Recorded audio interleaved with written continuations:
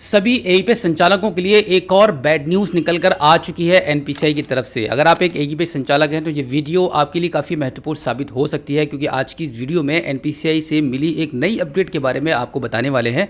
और वो अपडेट है माइक्रो एटीएम के ट्रांजैक्शंस को लेकर। जैसे कि इससे पहले भी एनपीसीआई ने आपको कई बार झटके दिए हैं और आपके उसका बिजनेस पर काफ़ी ज़्यादा फर्क भी पड़ा है। बहुत सारे एईपीएस संचालक तो अब अपनी शॉप को बंद करने का ही सोच रहे हैं, लेकिन आज की अपडेट जब आपको पता चलेगी तो आपको वाकई में लगेगा कि आपके इस धंधे में अब कुछ भी नहीं बचा है। अब आपको किसी और धंधे की तरफ मूव हो जाना चाहिए। आज की जो अपडेट है वो माइक्रो एटीएम के ट्रांजैक्शंस को लेकर है। जिस तरीके से बैंकों ने एईपीएस पर सख्त रोक लगा दी है कि एक दिन के अंदर एक ही ट्रांजैक्शन होगा और मैक्सिमम 10,000 रुपये से ज़्यादा का ट्रांजैक्शन नहीं कर सकते हैं, ऐसा भी कुछ बैंकों ने ये फिक्स कर दिया है एईपीएस के ट्रांजैक्शन पर।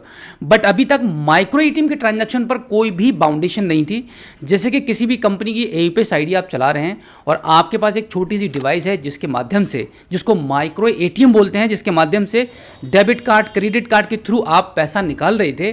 और कितना पैसा निकाल पा रहे थे कि बैंक जिस भी कस्टमर के पास जो भी एटीएम कार्ड या क्रेडिट कार्ड है, बैंक की तरफ से उस एटीएम पर उसको जो लिमिट दी गई है वो 10-10 हज़ार रुपए करके आप एक दिन के अंदर अपने माइक्रो एटीएम के माध्यम से पूरा पैसा उसको निकाल कर दे रहे थे। एनपीसीआई की तरफ से माइक्रो एटीएम के ट्रांजैक्शन पर सबसे पहला नियम तो यह है कि आप एक दिन के अंदर मैक्सिमम 2 ट्रांजैक्शन ही कर सकते हैं।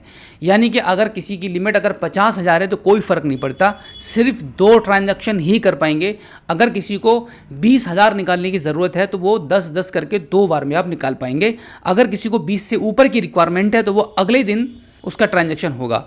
अब दूसरी जो अपडेट है और दूसरा जो नियम है वो इस प्रकार से है कि जब आप पहला ट्रांजैक्शन करेंगे, यानी कि 10,000 रुपये का एक पहला ट्रांजैक्शन करने के बाद अब यहाँ पर दूसरा ट्रांजैक्शन 30 मिनट्स के बाद होगा, बिल्कुल वैसे ही जैसे कि एईपीएस पर यह नियम लागू है। अगर आपने किसी कस्टमर्स का पैसा निकाला और आधार कार्ड के माध्यम से अब दोबारा निकालना चाह रहे हैं तो उस कस्टमर्स को अब 30 मिनट का वेट करना पड़ेगा। बिल्कुल इसी प्रकार से यही नियम अब माइक्रो एटीएम पर भी लगा दिया गया है। एनपीसीआई के इस माइक्रो एटीएम या डेबिट कार्ड के माध्यम से पैसा निकालने पर जो रोक लगाई गई है और जो नियम लागू किया गया है, ये नियम सभी एईपीएस संचालकों की इनकम पर बहुत ज़्यादा प्रभाव डालेगा, काम को कम कर देगा। और हो सकता है कि बहुत सारे एईपीएस संचालकों को इस नियम के बाद काफ़ी दुख भी होगा, क्योंकि ऑलरेडी एईपीएस का धंधा बहुत ज़्यादा कम हो चुका है। और जिन एईपीएस संचालकों ने एईपीएस पर मैक्सिमम रूल्स के लागू होने के बाद माइक्रो एटीएम के थ्रू अपना बिजनेस बढ़ाने की कोशिश की थी और जब माइक्रो एटीएम परचेज कर लिया तो अब यह नियम आ चुका है निकल कर के एक दिन के अंदर मैक्सिमम सिर्फ 2 ट्रांजैक्शन ही हो पाते हैं। 2 ट्रांजैक्शन के बीच में 30 मिनट का वेट करना पड़ेगा। अब 30 मिनट तक तो कोई भी कस्टमर आपके शॉप पर बैठा नहीं रहेगा। वो आपके यहाँ से अगर उसको 20,000 निकालने होंगे तो 10,000 का ट्रांजैक्शन आपके यहाँ से करेगा और फिर चला जाएगा। अब उसका कोई पता नहीं है कि वापस आधे घंटे के बाद या अगले दिन वो आपके पास आएगा भी या कहीं और से वो अपनी ज़रूरत को पूरी करेगा। तो ये एनपीसीआई ने इस नियम को लागू करके आप सभी एईपीएस संचालकों को बहुत बड़ा झटका दिया है।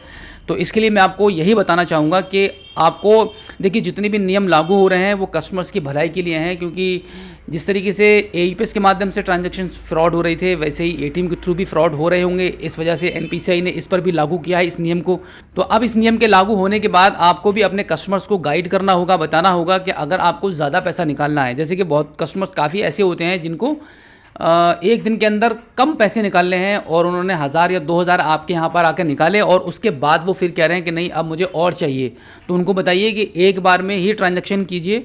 अगर किसी को मैक्सिमम एक दिन के अंदर 10,000 निकालने हैं तो उनको बताएं कि एक बार में ही आप अपना 10,000 रुपये का अमाउंट निकाल लें, जिससे कि आपको सेम डे में कोई प्रॉब्लम ना हो। तो बस इसी तरीके से आपको आपका बिजनेस करना होगा। और इसी के साथ में देखिए, बिजनेस को और ज़्यादा बढ़ाने के लिए आपको थोड़े से चेंजेस करने पड़ेंगे आपके काम करने के तरीके में।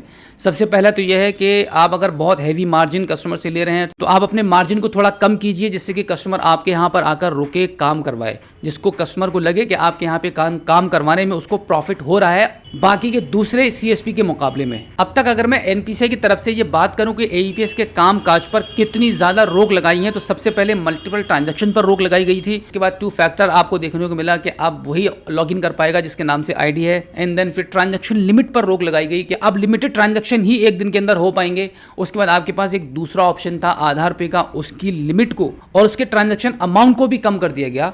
10,000 से सीधा घटाकर 2,500 रुपये कर दिया गया। एंड देन अब आपको एटीएम पर भी ये न्यूज़ सुनने को मिल चुकी है कि अब आप एटीएम के माध्यम से एक दिन के अंदर मैक्सिमम 2 ट्रांजैक्शन ही कर पाएंगे। तो इस प्रकार से आने वाले टाइम में हो सकता है कि और भी कुछ ना कुछ आपको बैड अपडेट्स एनपीसीआई की तरफ से आपको सुनने को मिलें, जिससे कि आपके बिजनेस पर इफेक्ट पड़ेगा।